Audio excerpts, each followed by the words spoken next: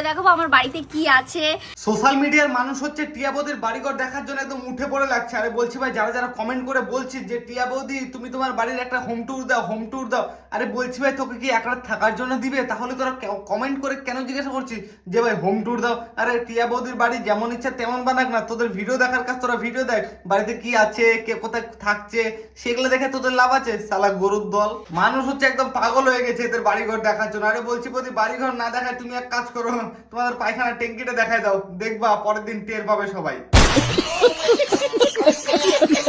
কটা কি জিনিস আমরা বানাতে পেরেছি সবই দেখাবো। এটা হলো আমার বাড়ির বাইরে পোর্শনটা, এটা হলো আমাদের বাড়ির বাইরে। কালার মালার কিছু করিনি, গরিব মানুষ এখনো পুরো কমপ্লিট করতে পারিনি। আরে না বৌদি, আমরা সবাই জানি যে তোমরা খুব গরিব। তাহলে এক কাজ করতে পারো, ভিডিওর পাশে একটা করে স্ক্যানার লাগাই দিবে আর বলবা যে সবাই 5 টাকা করে দান করো, আমি আমার বাড়িটা কমপ্লিট করে নেই। মানে নাটক মানে একটা লেভেল নাই। সালায় এত টাকাতে গাড়ি, এত টাকার বাড়ি, 3 তাল্লা, তাও বলে যে আমরা গরিব। আরে আমরা গরিব আমরা। আচ্ছা গরিব কারা বলো তো, কমেন্ট করে তোমরা। সালা এরা নাকি গরিব, মানে বললো আর আমরা বিশ্বাস করলাম। সাবস্ক্রাইব করে পাশে থাকো, তারপর দেখাচ্ছি কে গরিব।